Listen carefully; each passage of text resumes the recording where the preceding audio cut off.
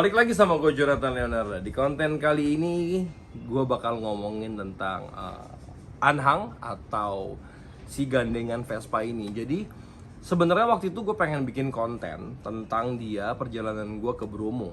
Karena satu dan dua hal, gue tuh punya kelemahan satu. Ketika gue udah asik sendiri sama touring, sama berjalan di Vespa, sampai guanya tuh lupa harus bikin konten. Karena udah asik dengan penuh perasaan yang jumble up, happy, kesel, semua tuh menjadi satu kan. Bagaimana tetap menjaga kekompakan dalam sebuah perjalanan dan lain-lain. Dan akhirnya di sore ini gue nyempetin untuk bercerita ya. Jadi sensasi terus suka duka dalam beranhang tuh apa sih, dalam bervespa membawa sebuah anhang. Nanti di akhir konten ini gue bakalan nge-review sedikit baru tentang apa yang harus kita upgrade dalam anhang ini setelah kita membeli atau handover dari MAF Sidecar. Begitu juga dengan kelebihan dan kekurangan. Jadi perjalanan gue kurang lebih 2000 km atau beberapa ribu kilometer ya. Dari sini gue ke Bromo, terus pulang kembali dengan penuh suka duka. Kalau sensasi berkendaranya itu luar biasa sih. Jadi buat gue, semua orang punya kapasitas, punya kemampuan. Selama lu bisa bervespa, lu bisa membawa anhang. Yang perlu dirubah adalah pola pikirnya dan gaya berkendaranya.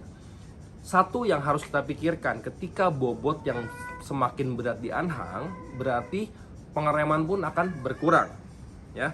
Yang kedua, akselerasi juga pasti berkurang. Seperti layaknya kita naik motor sendiri sama boncengan sama bawa barang akan berbeda. Nah, berbedanya kalau kita membebankan si orang di boncengan, suspensi kita terbebani. Nah, kalau si anhang nih enggak nih. Mesinnya aja yang terbebani karena sifatnya menarik, ditarik itu sifatnya dia. Untuk maneuvering kanan kirinya enak, nyaman. Nanti gua akan kasih lihat lagi untuk satu round karena sekarang gua taruh di bagol. Gua nggak taruh lagi di si Titan. Kenapa alasannya nanti akan gue ceritakan juga. Dari awal kali ya, setup engine buat membawa anhang. Rekomendasi dari gua, kalau kita mau beranhang, setup engine jangan pernah dirubah. Jadi dalam arti kata, ya di-upgrade sedikit boleh lah ya, setting-setting karbu dibesarkan dan lain-lain. Rasio jangan pernah dirubah. Kenapa? Misalkan dari PX kita gunakan rasio Strada. Kalau untuk solo ride, gain power napas akan lebih panjang. Tetapi kalau kita beranhang dengan bobot yang berat, ketika menanjak jauh, si rasio ini nggak kuat pickup, yang akhirnya kita perlu ancang-ancang yang lebih jauh buat narik si anhang ini biar bisa nanjak.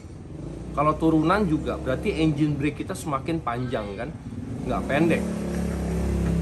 Tapi kalau rasionya standar seperti kayak di sprint kayak begini, mau nanjak mau turunan jauh lebih controllable. Karena yang kita cari kan bukan kebut-kebutan ya ketika beranhang ini.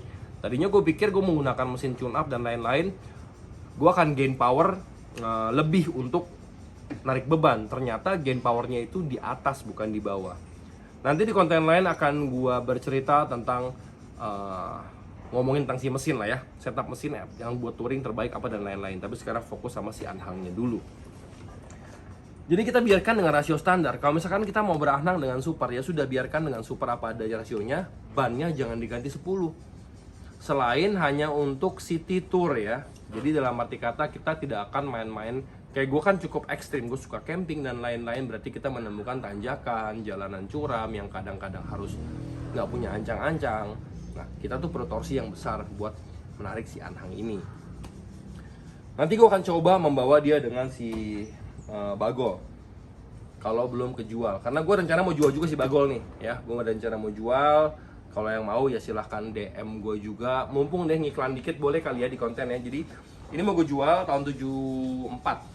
Tahun 74. Ban depannya udah kayak gitu, udah Michelin, udah GS scooter velgnya. Flash screen-nya udah Cupini. Kepalanya ori tak berkode, ininya sih ya Elma lah biasa.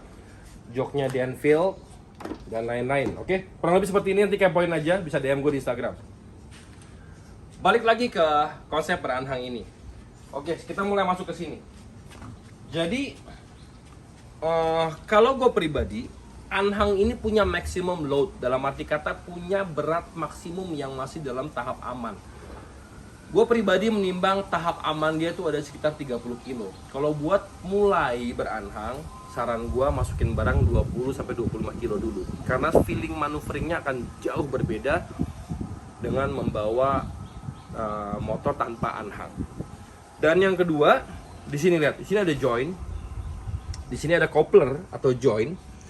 Ini harus disesuaikan ya. Dalam arti kata gini, bobot semakin berat, ketika digoyangin dia nggak boleh goyang ininya. Harus yang motornya ikut goyang. Ketika ininya dia play, dia bergoyang. Ini kalau dikendorin goyang nih, bergoyang. Nanti kita bawa motor tuh rasanya kayak ngelimbung. Jadi kayak ada berat daya di belakang yang nggak ngikutin, dan itu cukup ngagetin dan bisa menyebabkan kepatahan karena kayak diulet, kayak dibengkek-bengkek kan, itu lama-lama patah seperti itu. Kita balik ke sini. Lampu-lampu tambahan yang gue berikan di sini ini penting banget. Ini lampu samping harus ada di kanan kiri.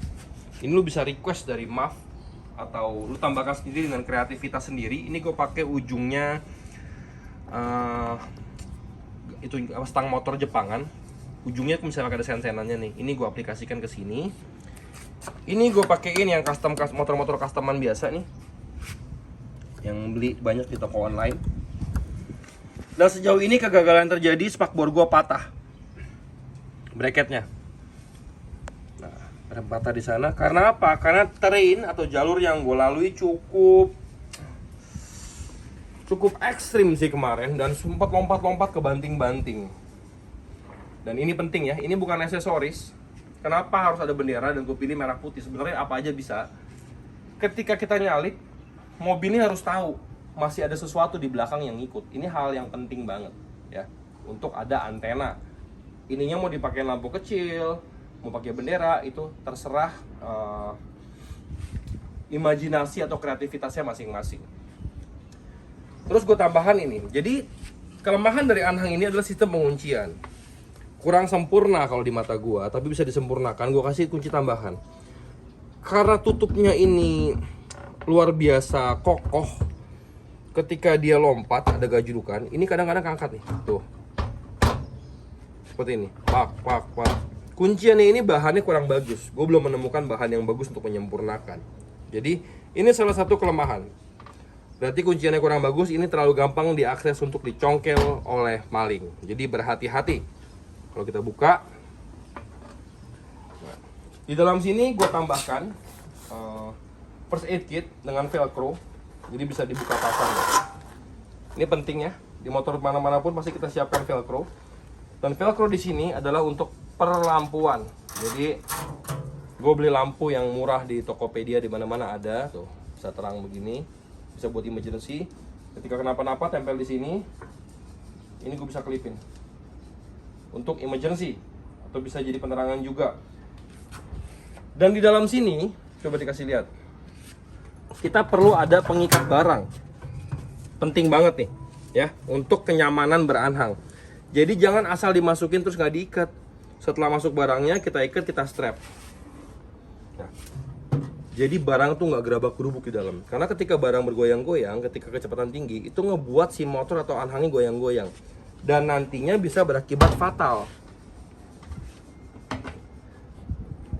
Feeling berkendaranya sangat menyenangkan. Yang pertama, lu menjadi pusat perhatian, orang memberikan jempol, sensasinya tuh seru banget ya.